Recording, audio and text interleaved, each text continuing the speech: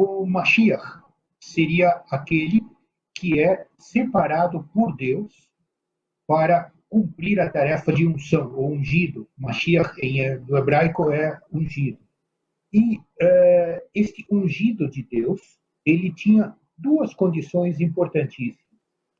Ser da tribo de Judá e ser realmente alguém nascido na cidade de Betlehem, Belém.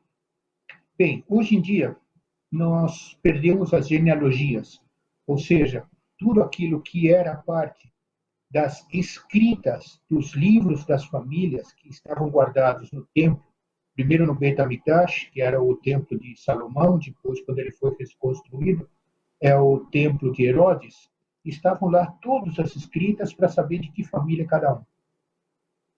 Em não ter esses livros, nós não sabemos exatamente de que família cada um de nós, judeus, pertencemos. A segunda questão diz respeito a Belém. Belém hoje é uma área proibida para Bnei Israel, proibida para os filhos de Israel. Então, se é impossível visitarmos essa cidade, é lógico que um judeu não poderia nascer lá, a não ser que nós estivéssemos esperando um Messias que não seja judeu. Aí contradiz todos os textos anteriores. As condições, então, que existiam até a destruição do templo eram estas. Hoje já não existe mais esta condição, então, consequentemente, Yeshua já não poderia mais vir cumprir as exigências que a própria Torá ou os profetas definiram. E com isso, então, fica a sensação de que hoje não poderíamos ter um outro Messias. É o Yeshua ou é Yeshua. Não existe hoje, biblicamente, baseado nos profetas, alguma coisa que seja diferente disso. Então, esses dois fatos, por assim dizer, são inegáveis.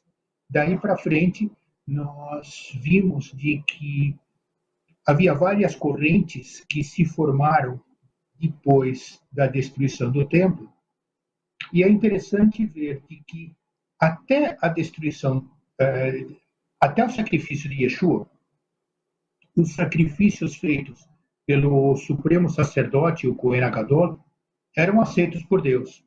Depois do sacrifício de Yeshua, por alguns anos, esses sacrifícios deixaram de ser aceitos. Então, o que acontece? É necessário que haja a remissão dos pecados através de sangue. Isso nós conhecemos muito bem. Quando nós temos a remissão de sangue, a remissão de pecados através do sangue, o que nós vemos é a necessidade de fazer os sacrifícios como determinado na Torá. Se nós não temos hoje os filhos de Arão, pelo mesmo motivo que já não sabemos mais quem é filho de Arão, uma vez que não existem as genealogias, então não haveria ninguém para oferecer o sacrifício da capará, ou seja, da limpeza dos pecados pelo sangue, no dia de Yom Kippur, no dia das expiações. E com isso, então, todos nós seríamos pecadores carregando o peso do pecado. Deus é um Deus de amor. Ele não permitiria essa situação de maneira alguma. Então, mais uma razão para confirmar de que, efetivamente, Yeshua é aquele que foi colocado pelo Eterno para estar entre nós, nos deixar um exemplo de vida, de conduta, de posicionamento e cumprir o sacrifício que ele tinha que fazer de se imolar como o corban definitivo, como o sacrifício definitivo. É nessa direção, então, que não tem condições hoje de termos um outro Messias.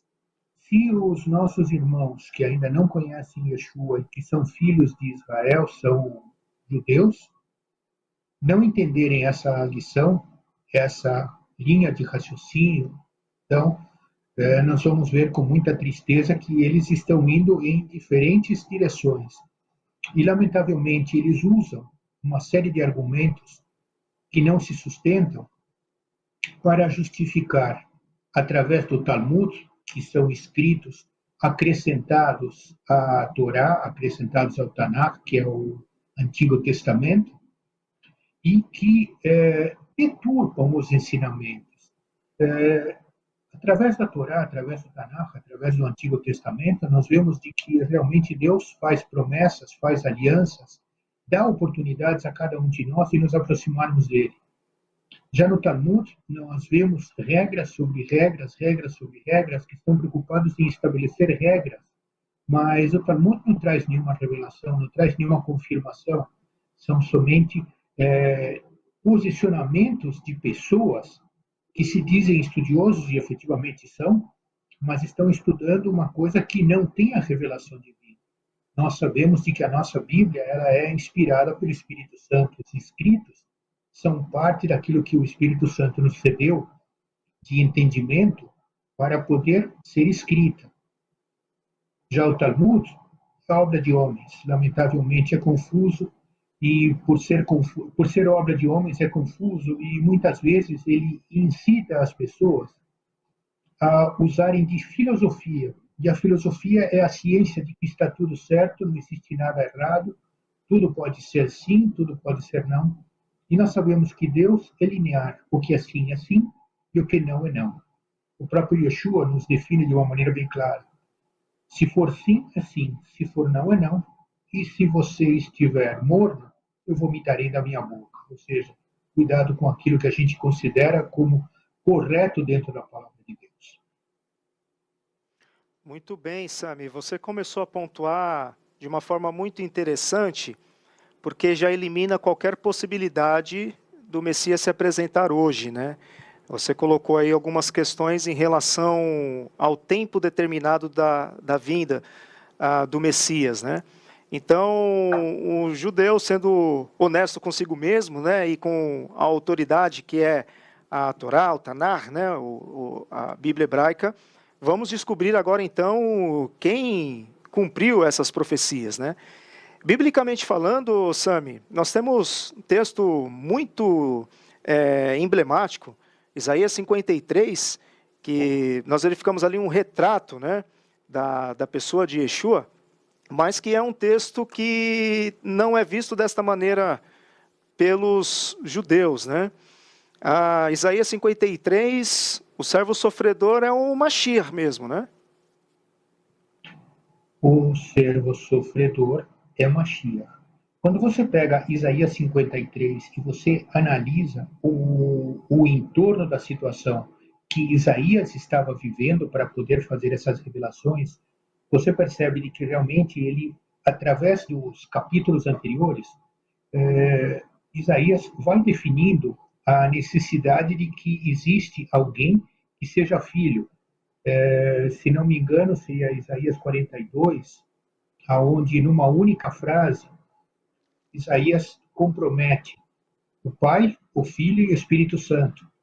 Então, a partir dessa colocação, ele vai criando condições para mostrar que existe alguém que teria que nascer e ser sacrificado.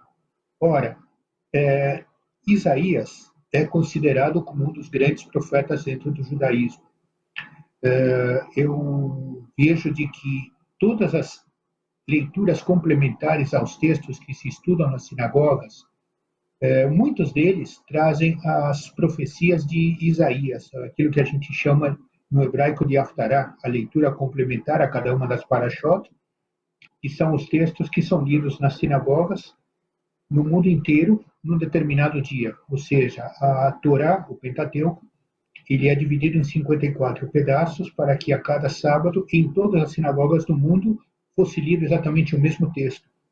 E esses complementos, então, grande maioria deles usam Isaías, ou seja, é um profeta que não deixa dúvida de que realmente ele tem uma importância dentro dos judeus, dentro daqueles que são descendentes de Israel.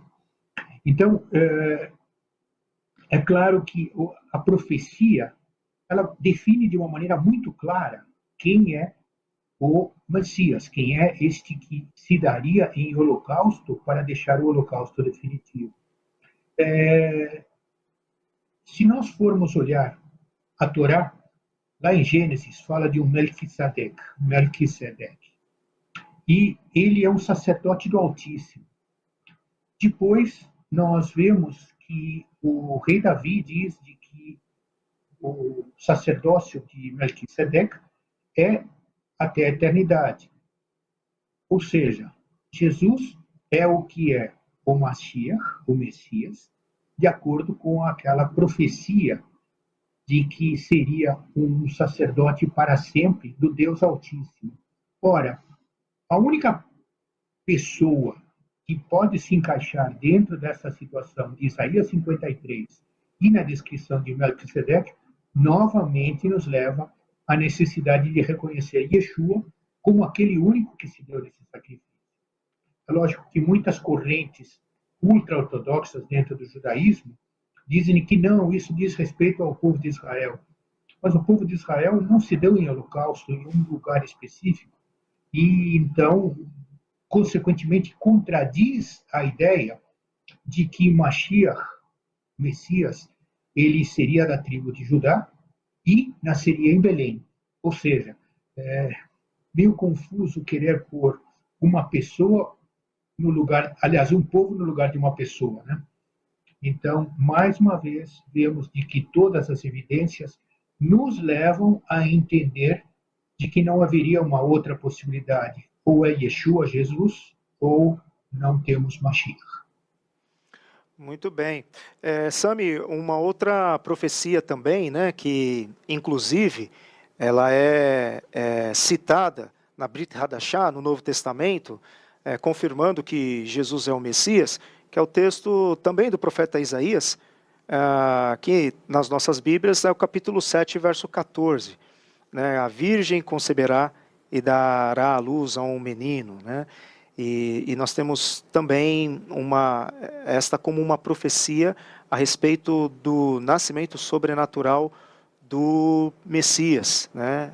E o texto da Brit Hadashah confirma quando do nascimento do Senhor Jesus. Esse também é um texto que ele é visto, lido de uma forma diferente pelos judeus, né? Mas que confirma que é um texto que comprova Jesus sendo o Messias. Meu querido Romualdo, existe um problema muito mais complicado do que isso. O povo de Israel, os judeus, eram reconhecidos como o povo do livro. Ou seja, no decorrer do tempo, os judeus eram aqueles que mantiveram a Bíblia como uma forma de vida. Lamentavelmente, hoje, eles já perderam este hábito da leitura da Bíblia, da leitura do Tanakh, do Antigo Testamento, e se focaram naquilo que é a leitura do Talmud, o estudo do Talmud. E o Talmud são enorme quantidade de livros aonde se ensina dentro das escolas rabínicas o Talmud e não se dá muita atenção àquilo que seria o Antigo Testamento. Então é muito difícil você fazer alguém querer entender uma profecia a respeito de uma virgem, quando na verdade ele não vai entender o conteúdo. A grande maioria das sinagogas regulares, ou seja, o judaísmo rabínico, por assim chamar, os textos da Torá são lidos no hebraico.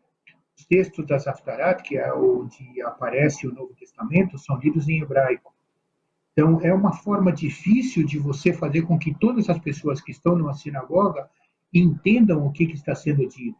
E são praticamente novas as edições onde nós temos todo o Antigo Testamento em português.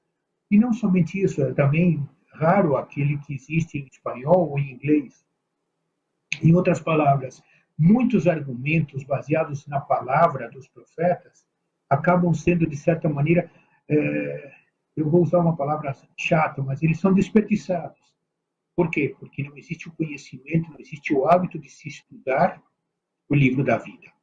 Então, com isso, muitos desses argumentos proféticos, muitas dessas passagens, elas precisam com que a pessoa tenha a disponibilidade de começar a ler a Bíblia para entender e aí sim haveria a justificativa. Eu queria dizer para vocês que eu lia a Torá antes de conhecer Jesus, mas de uma maneira muito, muito simbólica, li por ler, né? Não fazia muito sentido. Então, é lógico que não existe o hábito de se ler para estudar, para aprender. E voltando, então, à necessidade de explicar para as pessoas e permitir que o Espírito Santo opere para que todas essas profecias realmente venham a fazer sentido a quem as está ouvindo, a quem as está lendo.